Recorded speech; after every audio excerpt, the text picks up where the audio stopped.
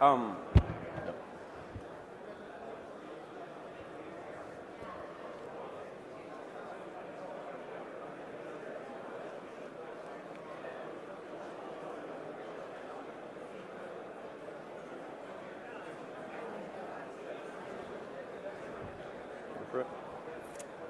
All right.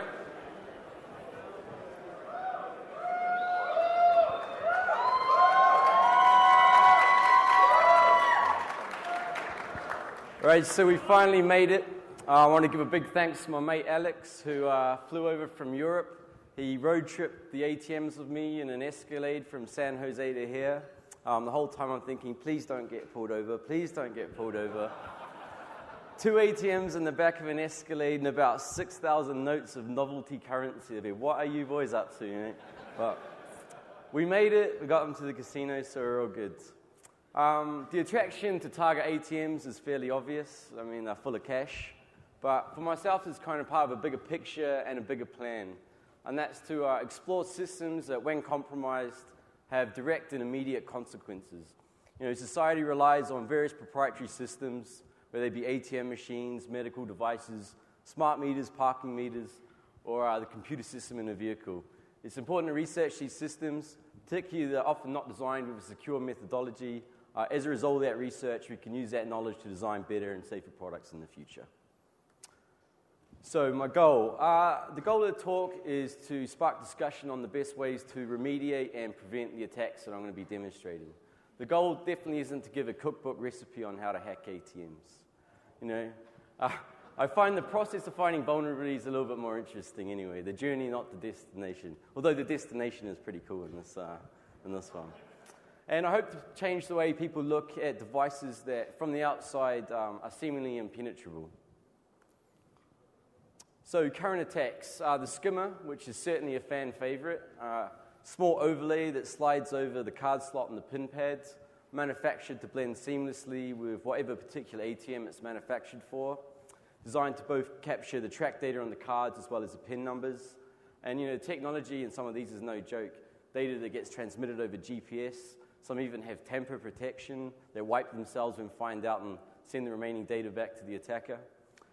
Physical theft and ram raids. You may have all seen those YouTube videos where a couple of good old boys hurl through the front window of a store, attach the chain to an ATM and the other end to their pickup truck and take off with it. Not the most subtle of attacks, but that's ninja status compared to some of the other ones. And we have card trapping and card snooping. Card trapping where someone will insert a small shim, commonly known as the Lebanese loop, into a slot, traps the card, and they're designed in such a way that when the card's read, it'll be read but won't be returned to you. Often combined with shoulder surfing to get your PIN, or they'll get your PIN in ways that may not be quite as friendly.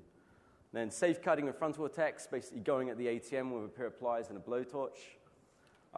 Explosives, which is surprisingly popular, which I find a bit odd. The attack is literally tying a bunch of explosives to an ATM and blowing the crap out of it. Now, you'd think blowing up an ATM would be somewhat counterproductive, but this is big in Australia, so go figure. Sorry, Australians. And and data breaches, hacking the back end, so hacking the bank processor, harvesting the card data. An example of this would have been the compromise of the Royal Bank of Scotland WillPay back end. Certainly the safest and was the most technically sophisticated attack that I've seen. I think about 9 million was stolen during that attack. And then I guess we have miscellaneous, other.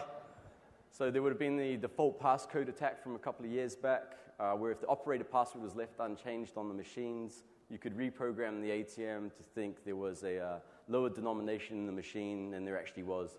So, you know, you could program to think it's full of $5 notes when it's really full of 20s. And I'll be adding some more to the other category, practical attacks, which in my opinion blow John Connor's one right out of the water. So I've picked standalone ATMs, and there's a few reasons for that. First off, they're pretty easy to get a hold of. You know, you jump online, and like anything on the internet, you just add to cart.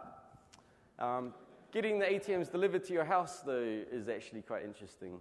I had the ATM delivery guy literally wheel in one of the ATMs, and he came in and he's like, "What on earth do you need an ATM in your house for?" And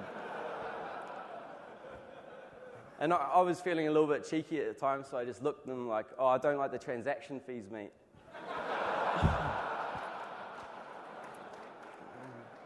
And he just kind of shook his head and went on his way. But also, they're everywhere, you know, every bar, convenience store, market, and they're often in secluded areas. You know, they'll be out by the restroom, tucked away in corners. But I will be discussing attack methods for both standalones and hole-in-the-wall ATMs. I'll go over walk-up style attacks, but then I'll shift focus to a far more important vector, and that's the remote attacks. And particularly what an attacker can leverage through a successful remote compromise. And when I say remote, I mean remote default, because that's the only way to roll, really. So just to get an idea of how popular these ATMs are, this is just one block on my street from a bit of a pub crawl. I must say my favorite is the guy who owns a Mexican restaurant here holding his bottle of Tapatio over the top of the ATM. It doesn't exactly look chuffed to be there, though, but, you know.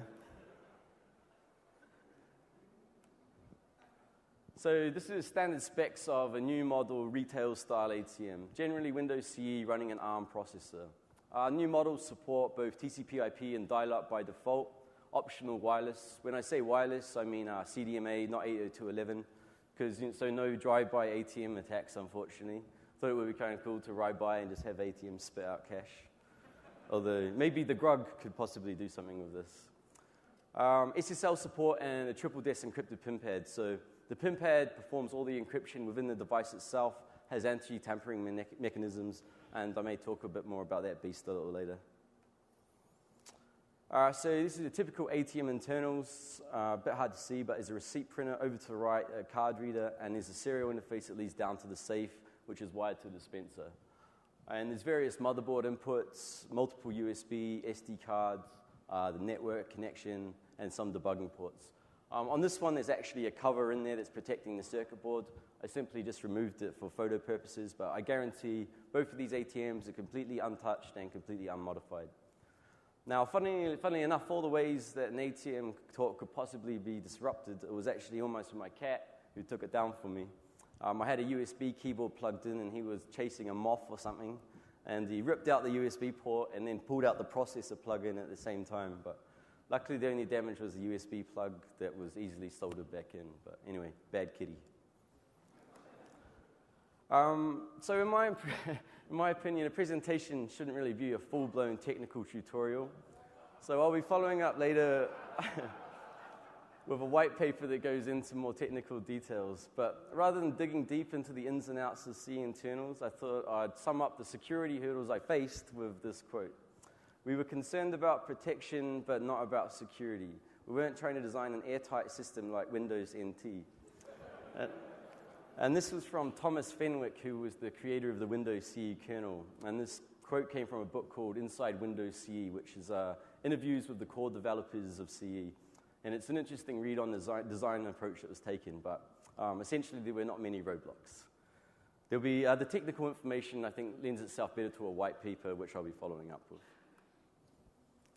So before we can even think about giving that dude from Terminator 2 a run for his money and actually start devising attacks, the first step is to be able to interface with the ATM and gain access to the file system. Because once we have access to the file system, we can then pull the executables and be able to do some reverse engineering.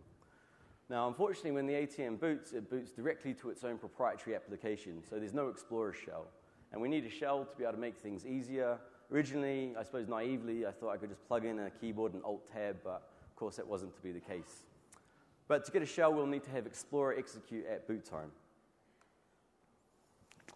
So the C application boot sequence is fairly straightforward. The kernel NKEXE runs filesys.exe. Filesys sets up the registry and file system, and then it executes the applications that are listed in the registry key, HKLM and net.